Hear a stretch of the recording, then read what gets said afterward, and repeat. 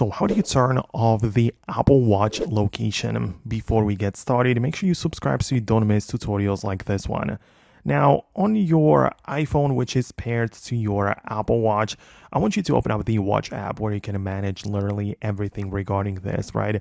And even though there isn't any specific location settings page, you can manage, for example, some apps which have access to your location. For instance, there is the weather, where you get to pick the default city or the current location, right? So if you want, for example, the weather to stop accessing your location, you can turn it off right here, right?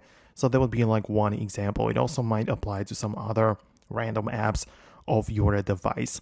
However, if you are sharing location of your devices, including the Apple Watch, what you need to do is to open up the Find My application like that on your iPhone, and you just want to stop sharing your location with other people, right? So if you are sharing it in the people's section below, if you disable it on your iPhone, it just means that the Apple Watch will be turned off as an extension, right? So you don't really have access to it anymore, right? So that's kind of how it works. As you can see, it doesn't really have or allow us to just get specifically to it through the Apple Watch, but we can only do it indirectly in this case.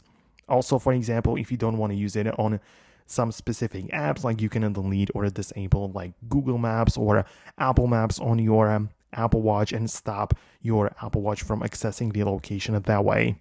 So I hope it makes sense. I just wanted to show you everything that you need to know about it. There isn't really much else other than that. So for more tutorials and videos like this one, stay tuned for more by subscribing, and I'll see you later in the next explanation videos.